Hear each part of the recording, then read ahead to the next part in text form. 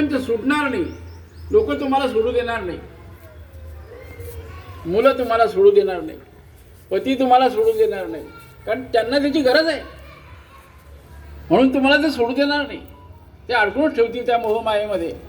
परंतु त्याच वेळेस दुसऱ्या बाजूला मला परमार्थ देखील करायचा आहे आणि ते करायसाठी मलाच माझा प्रयत्न करावा लागणार आहे, लक्षात घ्या. त्यासाठी मला पती किंवा मुलगा किंवा काही सुनबाई की कोणीही मदत करणार नाही. इतकं कठीण काम आहे. मग अशा याच्यातून त्या तलवार येऊन चालण्यासारखा प्रकार आहे, पण ते करायचं आहे. नाही केलं तर ते राहून जाईल, हे लक्षात घ्या. आणि त्यासाठी असा सत्संग आवश्यक आहे. आता त्या सत्संगामध्ये आपण जे बसतोय, आपण जे वाचन करतोय, आपण जे ध्यान करणार आहे किंवा साधना करणार आहे, यातून जी एनर्जी मिळणार आहे ही एनर्जी सर्वांना मिळणार आहे.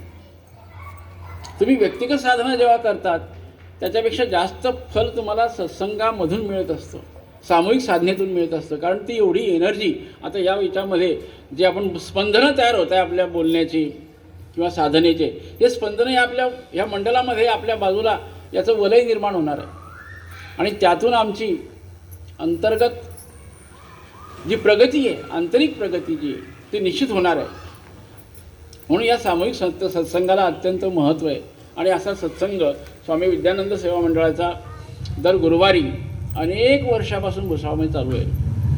प्रत्येकाच्या एक महिन्याला आम्ही प्रत्येकाच्या घरी जमा होत असतो. गुरुवारी सायंकाळी 6:30 ते 7:45 असा आमचा सत्संग असतो.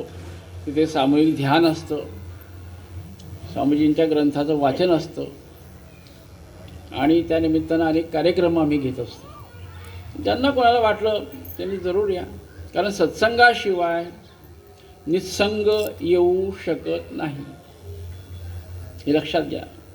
निस्संग येण्यासाठी किंवा परमार्थ गाठण्यासाठी सत्संग हा अत्यंत सोपा सरळ मार्ग आहे आणि तो सत्संग धरला पाहिजे असं, आणि सत्संगात गेलं पाहिजे.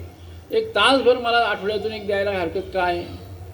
माझे सगळा वेळ मी माझ्या मुलांसाठी, नातांसाठी, नंतर पत्नीसाठी, पतीसाठी, शेजारच्यासाठी, नातेवाईकांसाठी सगळा वेळ मी तिथे त्यांना देतो आहे.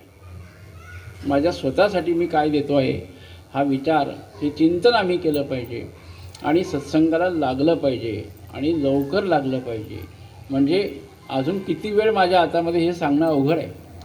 म्हणून जितक्या लवकर होईल तितका माझा स्वतःचा मार्ग मला प्रशस्त करता आला पाहिजे असे आमचे स्वामीजी सांगत असतात. आणि त्या भूमिकेतून आज सत्संग भुसावळमध्ये अनेक वर्षापासून सुरू आहे. तर तोच भाग या सत्संगाचा आजचा इथला आहे. आज आपण विशेष रूपाने शिवाची आराधना करणार आहोत, शिवाचं स्वरूप पाहणार आहोत.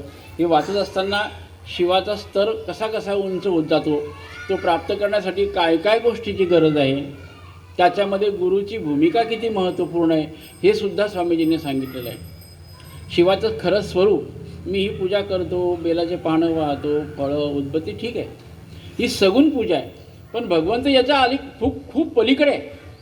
सगुणाच्या पलीकडे निर्गुण स्वरूपामध्ये भगवंत आहे. तो प्रत्येकाच्या हृदयामध्ये, तो त्याला फार लांब शोधण्याची गरज नाही आहे.